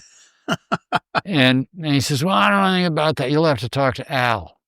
Al's a pretty religious guy and wouldn't say crap if he had a mouthful. So I call him on Monday and I say, Hal, I need those 3.2-liter pistons for one of our motors. We're going to Daytona. I got to be able to pull down the straight with you. Oh, I don't know what you're talking about. I don't think there's anything like that. I said, no, you have them and you pull a taller gear and you couldn't pull it with the gear that we all ran at Riverside. It can't be happening. So you got a tooth taller gear in your car.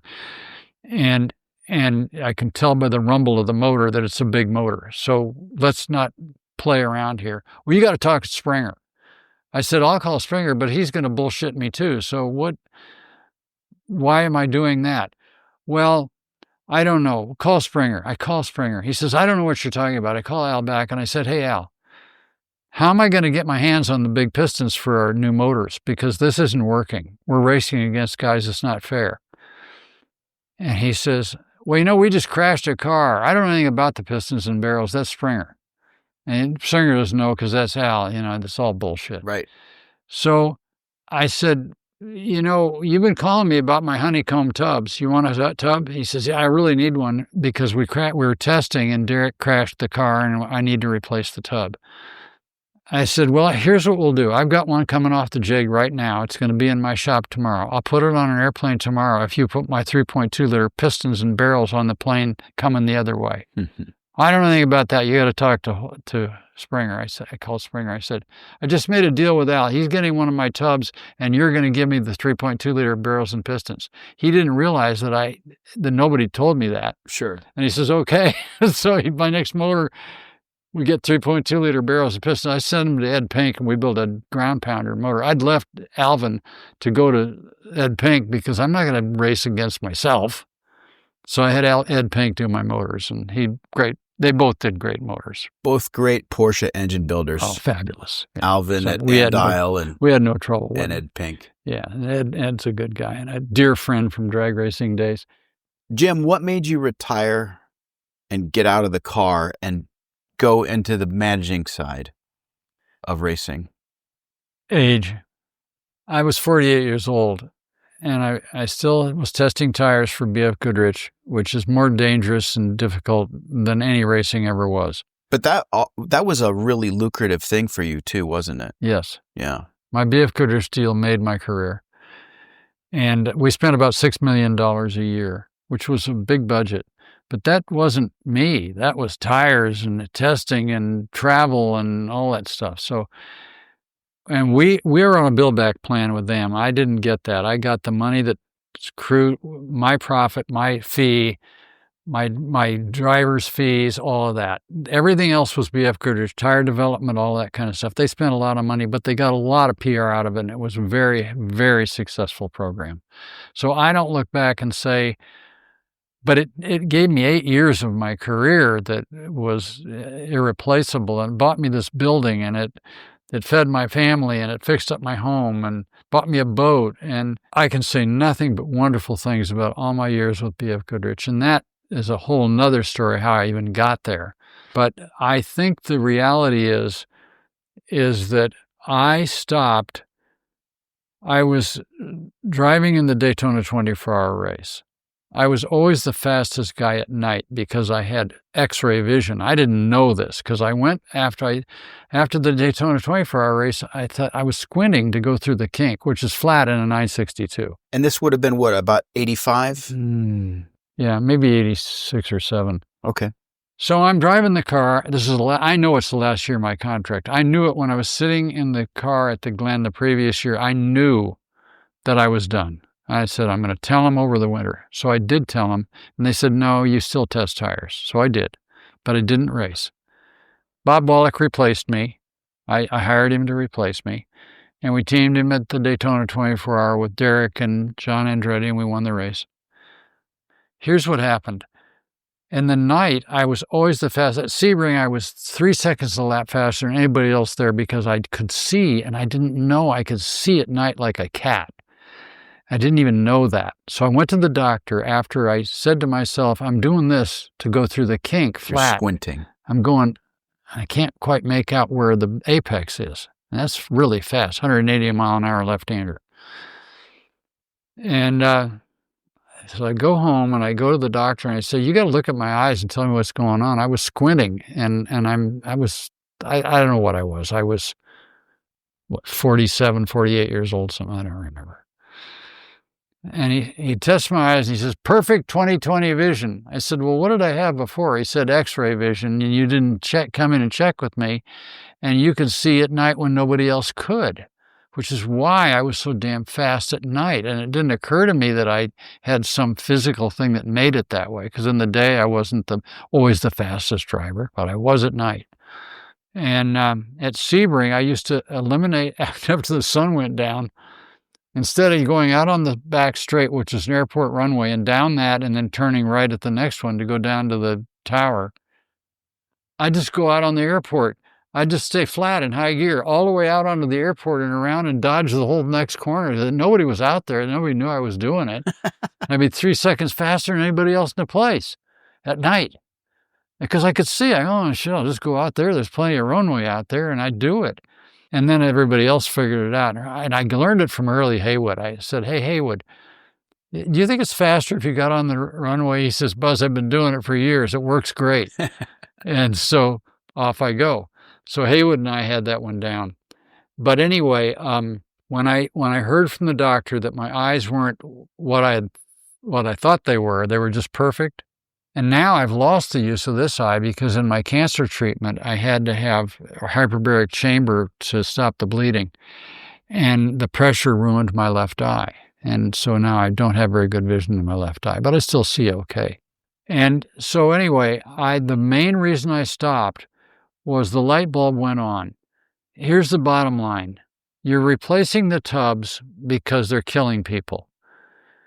Your eyes aren't what they used to be, and you're not as fast as night as you used to be, and the most important races are at night because there's a nighttime stint. So why don't you just say, thanks very much, I've got the paycheck, I own the building, I'll just become an owner. There is nothing worse than going from a racing driver to a racing clerk. And I hated every single frickin' minute of it. And we were getting ready to I had quit, and I was not liking it. And I had a little money in the bank. My house was paid for. This building was paid for. I had a crew here. We were making a little money. Everything was pretty good. And I went home one night and I said, I can't do this anymore, Judy. I just can't do this. I can't be a racing clerk. I don't even know why I thought that up, but that's what it felt like. I felt like I was now a guy pushing a pencil. I spent more time with the auditors from the California State Workman's Comp deal than I did with engineers. That wasn't me. I don't want to do this anymore. And the word got on the street that my team might be for sale. I was thinking of just closing it down, handing stuff back to B.F. Goodrich. Now, one of the best parts of my contract was at the end of the season, I owned everything, trucks, trailers. I didn't own them going in. I had to finish my contract, and I owned the current equipment. So I was building up. I had 4 or 5 962s. I had enough to retire, which I did do. Why is the reason that you don't see any 962s here today? I sold them all to retire, and I'm comfortably retired. Thank you, Porsche. So I decided then I wouldn't do it anymore, and I put it for sale. An hour after I mentioned that to Michael Colucci, we'd lost the Miller High Life deal, so we were going to be sponsor poor for the following season. And Michael was? My crew chief. Okay. And I said, hey, Colucci, what do you think? And he said, there's a guy in Canada that might want to buy this team. So I get a call from the people at B.F. Goodrich, and I said, let me ask you a question while we're on the phone. You're the ones that told this guy I might be interested in selling my operation. But the building is not for sale, and none of the tools and none of my home equipment that you see all here today, none of that's for sale. The team is for sale, the sponsorship comes with it, so on and so forth. And I was getting enough sponsorship. It was a lot of money from B.F. Goodrich and Miller High Life and so on and so forth. We were doing okay. So I said, if I sell my team, will you stay with the team? B.F. Goodrich said yes. The beer company said yes. Everybody was happy. So I called the guy, and he owns all the office buildings in, what's the capital of Canada? Ottawa. Anyway, he says, I want to buy your team. Okay. So 2 lawyers, this gentleman and myself, are on the phone for one day, and fax machines. That's all there was at the time.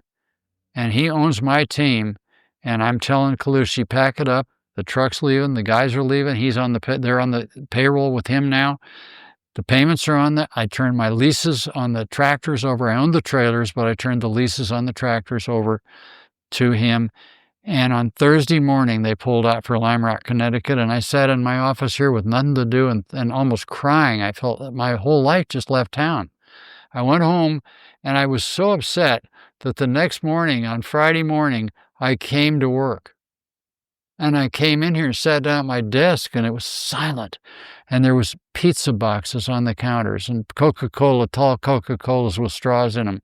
Because the guys had worked all night to pack and go, which they did every time. But it was silent in here, and there was empty pizza boxes with half a pizza in them and Coca-Cola cans and nothing, just silence. And me. God, I almost got tears in my eyes. And that was the end of my racing career. And I only went back because a friend of mine bought a bunch of Formula One cars and wanted me to race them, and I did, and we won all the historic races. And I got accused of being cheating. I said, I'm not cheating. I used to do it for a living. And you don't know where you sell shoes and mattresses, and I raced cars. That's all. There's no difference between us. You got money, you got a car. This guy got money, I'm driving it. I'm going to beat you. And I did. So then it dawned on me in Ferrari that it was probably a pretty good idea that I hop in a Ferrari and do the same thing, and they sell cars over there. When I won at Monaco in that car right there, the F310B, I think there's other ones here, I won by a long way at Monaco in a Ferrari, but I'd gotten to know Schumacher. Let me tell you something about Schumacher. We're in there talking, hey, Buzz, he likes Harley Davidsons, I like motorcycles and so on, which is why we built him the bike for his retirement. Anyway, so we're over there, and the computers, we're in the what they call the box, which is the little garage area you stop in at Maranello when you're testing a Ferrari. Schumacher's there in the morning, and we're both, I changed my clothes and showered in Enzo's house, because that's what you did. It was on the property. And Schumacher's in there before in his shower. The towels are hanging on the wall, and his suit's on the bed. My stuff's hanging there and everything else. I'm thinking, this is really happening to me. I'm in Maranello, Italy, driving a Ferrari Formula One car, and I was 59 years old. And Schumacher and I are bullshitting. And he says, let me show you something, Buzz. In these new cars, not like the old Formula One cars where you break down into the corner and trail the brake off, at 180 miles an hour in front of the pit, which they call the box, you can stand up on that brake pedal as hard as you can, break it off, and it won't lock the tires because of the downforce. You better be getting off that brake all the way down into the corner. You're going to lock it up. And now you see it every time you watch a Formula One race. You see the little smoke off the right front tire or the left front, depending on which way they're turning. And I watch that and I think to myself, you know who taught me that was Schumacher, because he said, make sure that you do all your braking at 180 miles an hour, none at 30. Right. Be off the pedal and get that car turned out. Well, Maranello was the perfect place to learn, because you go by the box and down past the entrance onto the track, and then the first corner there's a big ceramics factory on the other side of the fence. You turn right and you wind up back into the infield and out and back to the straight. So I'm there testing all day, and I'm trying this. So I said, well, let's look at your numbers. So he gets on the computer and he says, see this? These are my braking pressures, and these will be yours here. And my leg is shaking from braking so hard, because it's left foot brake and there's no clutch pedal because you got clutches and gears here. I'd never driven a car like that until I drove the Ferrari. And he says, now watch this. And he spikes the brake. When he hits the brake, it's 3,700 PSI. Wow. That's what his left leg does. Incredible. So I'm thinking, oh, shit, I'm in pretty good shape for an old guy. I'll get close. 1,900 pounds, and my leg is shaking. And he says, just remember, your lap time will be determined by how much brake pressure you do in the beginning, and that's never going to be determined by your corner speed. These things all corner at the same speed. And I learned a lesson from that guy where he was a magic racing car driver. I think the best that ever lived, I'm sorry. And I never forgot that. And I learned a lot of things from him, on top of how much he likes motorcycles and stuff like that. We would talk about that stuff. I really like that guy. By the way, Jim, I have been in Michael Schumacher's motorhome, and it is incredible, and it's well preserved. Yeah. I'm not sure who owns it now, but it's just an amazing. Do you know he stayed in it everywhere? Yeah, I know. And he had it appointed so well, because you got to be comfortable, right? Yeah. I mean, being on the road, all of these different tracks constantly. You need a place for family. I can tell you a funny story about that. So, have you ever been to Maranello? Yeah, I was there a few Okay, you months know where ago. the racetrack is? Yes. Okay, you know that Enzo's house is right over there. Right. And that new building where you serve lunch and stuff is there. And then the pit box is right here. And if over behind that first big tree is where the red helicopter sits, right? Is it still red? I don't know. There's a red helicopter sitting there whenever I was there. And it was used by executives, and it said Ferrari on it, and it was a cool helicopter. I never rode in it. So I'm talking to Schumacher, and he says, okay, do this, this, and this. I got to go home. I said, what do you mean go home? He says, well, I have a deal with my family. I got to go home at night. I said, wait, I thought we were testing and leaving day after tomorrow to go to Monaco. He says, yeah, I'm going to meet you in Monaco. You drive up there. They're going to give you a car to drive to Monaco, which I did. I said, so you live in Switzerland? He says, yeah. He said, I fly my plane to Bologna, and the helicopter picks me up there, and I come here and test, and then the helicopter takes me back to my plane on the tarmac. I get in my plane, and I go home, and I'm home for dinner. Perfect. My deal with my wife is I can go wherever I want to go as long as I come home for dinner. And that's what he did. Perfect. So that is the last time I saw him. But, well, I saw him at Monaco, but we were very busy, and I was struggling trying to figure out where the hell the road went, and I'd never been to Monaco. But I did manage to win the race in the historics, which is basically fastest lap time. It's not, you're not really racing, but you sort of are. You think you are. Right. And so the nice thing is I'm standing in the garage and look out, and I'm in Monaco, and Schumacher's next door or something, and I'm in that car, F310B, in my driving suit and everything, and two guys walk up, and I go, who are those guys? It's Steve Brand, whose dad owns the Irvine Company, and what was his name? Another builder here in town, nice guy, Kevin Wida.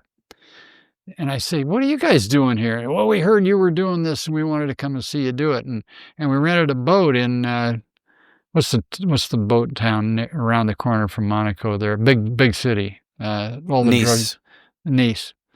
So we flew Steve's dad's plane to Nice and rented a yacht, and it's parked right over here, and it was backed up to the swimming pool. He says, you want to come to lunch? And I said, well, yeah, I'm done for the day because the historics are in the morning and practice in the afternoon. So I go over and I get Andrea Galletti, who at the time was running the historic Formula One deal, and he was an ex-Formula One mechanic for Schumacher and all these guys. And I say, come on, let's go eat lunch on the yacht. So we go out through there's a way to get under the track, and we're over there. We got over there. And we up on the back of this thing watching F1 cars practicing, the current ones. And I'm thinking to myself, wait, pinch me. Am I really sitting here? I was 59 years old or something. And I got Wida and Brand sitting there we're having sushi and on the back of this huge yacht that's backed up that they've rented in Nice and driven around and backed up to the swimming pool, and they rented the slot, which is a zillion, and his dad's airplane. So they get talking with the Ferrari guys, Galletti and all those guys. And they're having the time of their lives too. And they got the mechanics over there eating sushi and everything on the back of this yacht. And they say, hey, I think we want to get a couple of these cars. So could we go down to Maranello tonight and get a couple of cars and come back? But we won't race them. They won't be, well, we might have some cars down there. I don't know. We'll see. So they get in the airplane. They go to Nice on the helicopter, land on the tarmac, get in Brand's airplane, fly down to Maranello, buy two Formula One cars for $1.5 million each, which at the time, they're probably 3 or 4 now, and then come back and watch the race, which I win the historic and then Schumacher wins the regular race. And they sold 2 cars because they got this old dude in this car that can't find his ass with both hands, but he somehow is beating around in this Ferrari. And then we bring it back here, and I smoke everybody at Laguna Seca and wherever else. I don't know where it raced, everywhere. And they sell a bunch of cars. So my deal with them was simple. When I got done with the car and it was sold, and I always made them sell it so I didn't pay tax, I'd get the difference. And that was my paycheck. Plus, I had all expenses. That was no big deal. They covered tires and wheels and Hotel de Paris and all that. And I'm thinking, I told my wife, I said, I can't even believe I'm an old man and my career is over and I'm still doing this shit and it's really fun. It's not a bad gig. And it was a good gig. And then I get to build the thing for Schumacher. I do that with Ferrari. I get to know them all really well. And so the end of my career was surprisingly just as exciting as the first part, but I got to do it on somebody else's nickel. And when it sold the cars, I'd make so much money, I could do it again. I called them the next year and I said, hey, you guys want to do that again? No. No, thanks. We sold all our cars. You're out of here. And I got fired. So that car and that slot machine, that's my firing gift. Arrivederci. All right, Jim. Last question. Aside from family, aside from intimate stuff, personal stuff, in your private life, Jim, what are you most proud of looking back on your career? That I made a living doing it and nobody else did. And I bought a building and I bought a home and I put my kids in school. And I never ever, if I couldn't get something by paying for it, I never bought it. And I got the pink slip on my house. I got the pink slip on this building. When I say pink slip, I'm a California guy, and that's what you get when you own a car.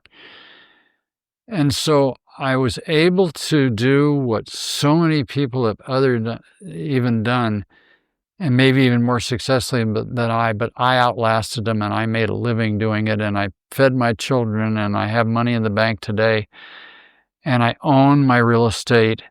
I'm most proud that I made a living racing automobiles because nobody else really did. They were either wealthy and I became wealthy later.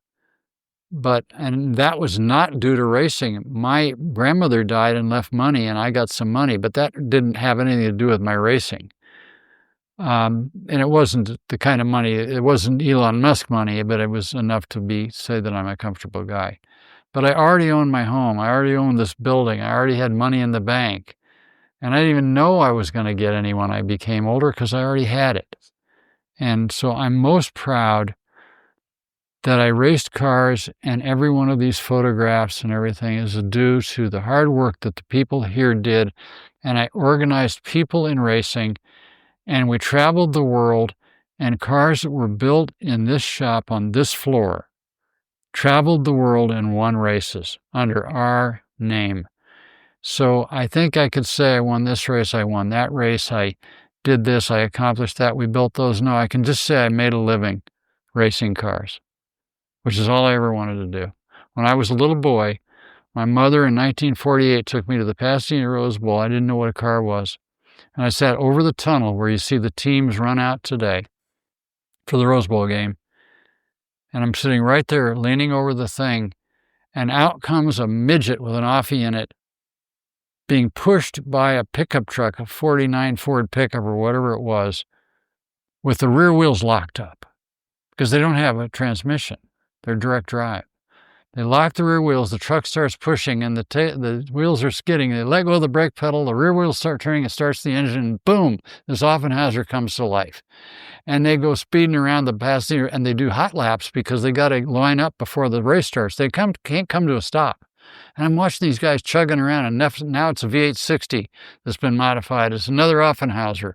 I'm thinking, I turned to my mother, I was probably 6, and I said, that's what I'm going to do. And that's what I did. Jim Busby, thank you. My pleasure. I loved every minute of it. That's all for this episode of Horsepower Heritage. If you like what you've heard, subscribe to the YouTube channel for more good stuff and support the show with a donation at buymeacoffee.com/HP Heritage. And until next time, I'm Maurice Merrick. Thanks for listening.